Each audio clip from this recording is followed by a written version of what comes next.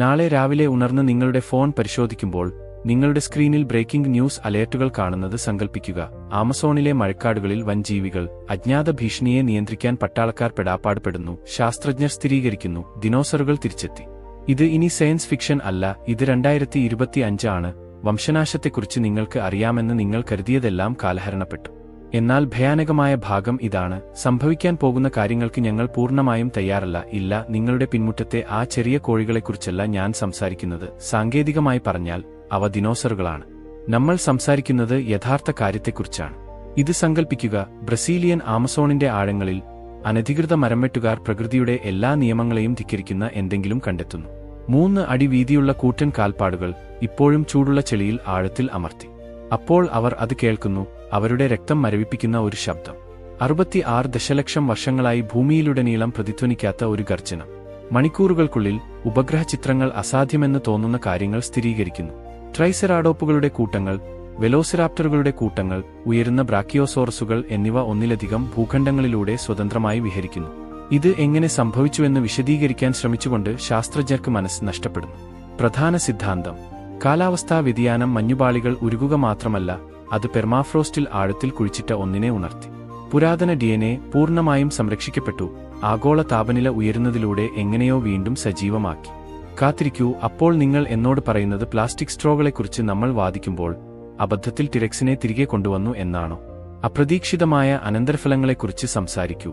എന്നാൽ ഇവിടെ കാര്യങ്ങൾ തികച്ചും ഭയാനകമാകും. പഴയ സിനിമകളിലെ മന്ദഗതിയിലുള്ള മരം മുറിക്കുന്ന ഭീമന്മാരല്ല ഇവ. ആധുനിക ശാസ്ത്രം പറയുന്നത് ദിനോസറുകൾ ബുദ്ധിമാനും വേഗതയുള്ളവരും വളരെ എളുപ്പത്തിൽ പൊരുത്തപ്പെടുന്നവരുമായിരുന്നു എന്നാണ്. ഒരു വെലോസിറാപ്റ്ററിന് മണിക്കൂറിൽ 40 മൈൽ വേഗതയിൽ ഓടാനും ഒരു ഡോൾഫിനെപ്പോലെ പ്രശ്നപരിഹാരം നടത്താനും കഴിയും. പ്രധാന നഗരങ്ങൾ ലോക്ക്ഡൌണിലേക്ക് പോകുന്നു. ചിക്കാഗോയിൽ ഒരു കൂട്ടം ടെറനോഡോണുകൾ ഒരു വാണിജ്യ വിമാനം തകർത്തതിനെ തുടർന്ന് വിമാനയാത്ര നിർത്തിവച്ചു. സ്കൂൾ ബസ്സുകളുടെ വലിപ്പമുള്ള അഗ്രം വേട്ടക്കാരില്ലാത്ത ഒരു ലോകത്തിനായി നമ്മുടെ മുഴുവൻ അടിസ്ഥാന സൗകര്യങ്ങളും രൂപകൽപ്പന ചെയ്തിരിക്കുന്നതായി നിക്ഷേപകർ മനസ്സിലാക്കുമ്പോൾ ഓഹരി വിപണി തകരുന്നു. ലോകമെമ്പാടും സൈനിക സേന അണിനിരക്കുന്നു, പക്ഷേ ടാങ്ക് കവചത്തേക്കാൾ കട്ടിയുള്ള തൊലിയുള്ള ജീവികൾക്കെതിരെ അവരുടെ ആയുധങ്ങൾ ദയനീയമായി അപര്യാപ്തമാണെന്ന് തോന്നുന്നു. ഒരു അങ്കിലോസോറസ് പീരങ്കി വെടിവയ്പിൽ നിന്ന് തോളിൽ ചാടി ഒരു ചെറിയ മഴ പെയ്യുന്നത് പോലെയാണ്. സോഷ്യൽ മീഡിയ വീഡിയോകൾ കൊണ്ട് പൊട്ടിത്തെറിക്കുന്നു, ചിലത് വീരോചിതവും ചിലത് ഭയാനകവുമാണ്. ഒരു കൂട്ടം കോംസോഗ്നാഥസ് ടോക്കിയോയിലെ ഒരു ഷോപ്പിംഗ് മാളിനെ കീഴടക്കുന്നു. ഒരു ഡിപ്ലോഡോക്കസ് ആകസ്മികമായി ഒരു ഹൈവേ മുറിച്ചുകടന്ന് അത് നശിപ്പിക്കുന്നു. എവിടെയോ ഒരു ക്രിപ്റ്റോ സഹോദരൻ ഡൈനോസർ കോയിൻ സൃഷ്ടിക്കാൻ ശ്രമിക്കുന്നുണ്ടാകാം, കാരണം തീർച്ചയായും അവ അങ്ങനെയാണ്. എന്നാൽ യഥാർത്ഥ പേടിസ്വപ്നം ഉടനടിയുള്ള കുഴപ്പമല്ല, അടുത്തതായി വരുന്നത് അതാണ്. ഈ ജീവികൾ അതിജീവിക്കാൻ ആഗ്രഹിക്കുന്നില്ല, അവ അവരുടെ ഗ്രഹത്തെ വീണ്ടെടുക്കാൻ ആഗ്രഹിക്കുന്നു. ഈ പരമോന്നത വേട്ടക്കാരില്ലാതെ ദശലക്ഷക്കണക്കിന് വർഷങ്ങളായി പരിണമിച്ച ആധുനിക ആവാസവ്യവസ്ഥകൾ ഒറ്റരാത്രി കൊണ്ട് തകരാൻ തുടങ്ങുന്നു. സസ്യബുക്കായ ദിനോസറുകൾ ദിവസങ്ങൾക്കുള്ളിൽ മുഴുവൻ വനങ്ങളെയും നശിക്കുന്നു. മാംസഭോജികളായ ജീവിവർഗങ്ങൾ ആധുനിക മൃഗങ്ങളെ വേട്ടയാടി വംശനാശത്തിന്റെ വക്കിലെത്തിക്കുന്നു. ആഴ്ചകൾക്കുള്ളിൽ തകരാൻ സഹസ്രാബ്ദങ്ങൾ എടുത്ത സൂക്ഷ്മമായ സന്തുലിതാവസ്ഥ 6 മാസത്തിനു ശേഷം മനുഷ്യരാശി ഒരു തിരഞ്ഞെടുപ്പിനെ അഭിമുഖീകരിക്കുന്നു: സ്വയം പരിണമിക്കുക അല്ലെങ്കിൽ വംശനാശം സംഭവിക്കുക. ചില നഗരങ്ങൾ ശക്തമായ കോട്ടകളായി മാറുന്നു. അവയുടെ മതിലുകൾ മനുഷ്യരെ ലഘുഭക്ഷണമായോ തടസ്സമായോ കാണുന്ന ജീവികളെ അകറ്റി നിർത്താൻ രൂപകൽപ്പന ചെയ്തിരിക്കുന്നു. മറ്റു ചിലത് വ്യത്യസ്തമായ സമീപനമാണ് സ്വീകരിക്കുന്നത്. ന്യൂസിലൻഡിൽ ശാസ്ത്രജ്ഞർ പാരസൗറോലോഫ്സിന്റെ ഒരു കൂട്ടവുമായി ആശയവിനിമയ പ്രോട്ടോക്കോളുകൾ വിജയകരമായി സ്ഥാപിക്കുന്നു. ഈ ജീവികൾക്ക് സങ്കീർണമായ സാമൂഹിക ഘടനകളും പ്രാകൃത ഭാഷയും പോലും ഉണ്ടെന്ന് കണ്ടെത്തുന്നു. ഇത് ആത്യന്തികമായ ചോദ്യം ഉയർത്തുന്നു: 2 ബുദ്ധിമാനായ ജീവിവർഗങ്ങൾക്ക് ഒരു ഗ്രഹം പങ്കിടാൻ കഴിയുമോ? ചില മനുഷ്യർ സമാധാനപരമായ സഹവർത്തിത്വത്തിനായി വാദിക്കുന്നു. 2 ജീവിവർഗങ്ങൾക്കും അഭിവൃദ്ധി പ്രാപിക്കാൻ കഴിയുന്ന ദിനോസർ റിസർവുകൾ സൃഷ്ടിക്കുന്നു. മറ്റു ചിലർ സമ്പൂർണ്ണ യുദ്ധം ആവശ്യപ്പെടുന്നു. ഇത് മനുഷ്യരാശിയുടെ ഏറ്റവും വലിയ അസ്തിത്വ ഭീഷണിയായി കാണുന്നു.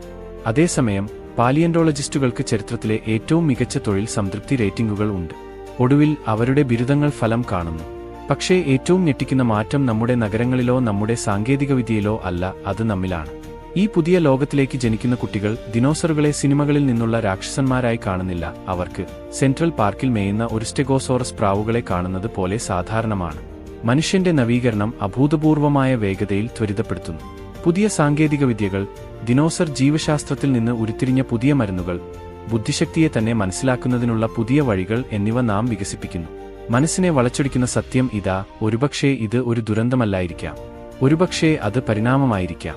ഒരുപക്ഷേ ഭൂമി എപ്പോഴും ഒന്നിലധികം ബുദ്ധിമാനായ ജീവിവർഗങ്ങൾക്ക് ആതിഥേയത്വം വഹിക്കാൻ ഉദ്ദേശിച്ചിരുന്നിരിക്കാം.